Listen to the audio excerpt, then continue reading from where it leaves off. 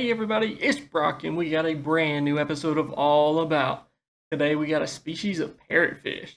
Pretty sure I only have one other video in the series on a parrotfish, so I was super stoked to get some footage of this princess parrotfish. They have some very vibrant colors on them that will catch anyone's eye. They have almost neon looking pinks, blues, greens, purples, so many colors across their body and a lot of white in between that makes it stand out. So let's find out more on the princess parrotfish and if it's one that you and I can add to our tank soon. The price of a juvenile parrotfish typically costs around $60 and will be about 2 to 3 inches long. If you're wanting to get a larger adult size parrotfish, it would cost you more around $180 to get one that is about 6 to 8 inches. Tank size for the parrotfish, I'd recommend at least a 120-gallon fish tank. In a tank that is that size would give you about 6 feet in length, which is exactly what the parrotfish needs. Parrotfish are going to be very active fish. It's fun to watch them catch some speed in a powerhead and zoom across the tank. They're also really good swimmers, so you'll see them go in and out of caves, swimming upside down, looking for food. They're a lot of fun to watch. A typical tank would be a nice sand bed for them to mess around in, lots of live rock that form caves, overhangings, and arches, just to give that parrotfish a playground to swim through. I'd also recommend glass lids for these, as I have experienced them being a bit jumpy when first added to the tank, so be careful there, make sure everything's covered. Care level can be a bit tricky for the parrotfish, as a lot of people have trouble keeping them in captivity. A lot of times parrotfish nowadays are only seen at big public aquariums, but you still can set yourself up for them to thrive in your home tank. I'd recommend a very seasoned tank, a tank that's going to be at least a year old, one that you've gotten a pretty good hang on.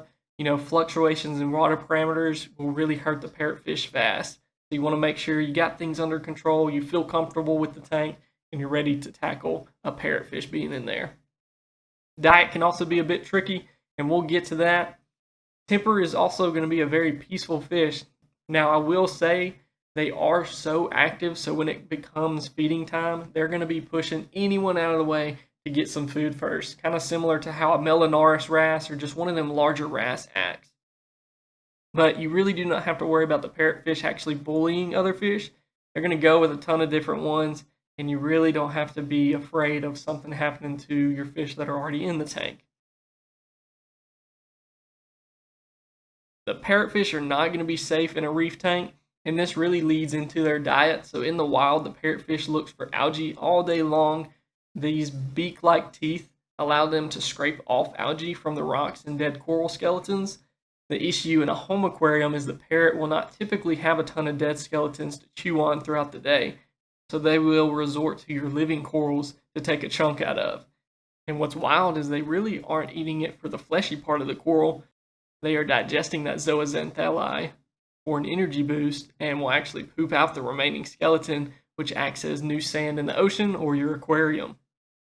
Temperature, you want to keep 72 to 78. Hovers around 77 to 80 degrees where they're from, so usually a warmer tank is best.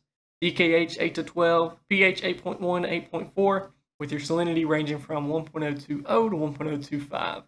The other levels you'll really want to keep an eye out on is your ammonia, your nitrates, and your phosphates. These spiking or gradually getting too high can really harm this fish, so they're going to be a little bit more fragile, so you want to make sure those are staying on top of it. Keep up with your water changes, test your water periodically, and you'll do just fine. This parrotfish can get fairly large, some in the wild recorded to be almost 2 feet long. In the tank setting, you can easily see them getting up to about 14 inches by adulthood. So that's really why I try to say you need a really long tank, because you're going to have a pretty long fish by the time they get bigger. We talked about their colors. They are rainbows just swimming throughout the reefs. Diet is omnivore, so they're going to be eating both algae and meaty foods. For the algae, it would be best if you're able to get some hair algae or other types of algae growing in the tank. That way they're going to have something to chew on when first introduced into the tank, and it's something they're used to eating in the wild. You'll want to supplement this with algae on a clip as well. So get a clip from the store, put some dry seaweed on it for him to chew on throughout the day. For meaty foods, you can see them eating krill, mysis, brine shrimp, even clams on a half shell they'll beat up and eat. So they can tear up some food. They are a pretty messy eater, especially if you feed them something like shrimp or those clams on a half shell. They're going to tear that stuff up, spit it all around the tank. So again, watch them levels, make sure it's okay. They come from the Caribbean and other surrounding islands. A lot of shots that you see them come from is Florida. So this is actually an underwater shots in the video that you can see of him swimming by an underwater camera down there by Florida. So that was super cool. Very warm waters along the reefs, and they bring a ton of color to those who snorkel around. Compatibility, just ask, they will do well with other reef fish, wrasse, tangs, angels, gobies, clowns. Those all have a peaceful to semi-aggressive attitude, and they'll do great together. They will tend to sleep laying right on top of the sand or wedged beside some rocks, so don't freak out if you spot them in the morning. Just when the lights come on, they look a little flushed, they're just looking around while laying. Don't worry, just give him some time, he'll be up and at it.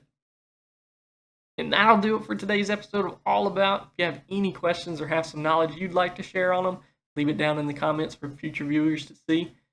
Don't forget to like and subscribe, check out some other videos in the series, and always stay safe, be kind, and I'll see y'all later.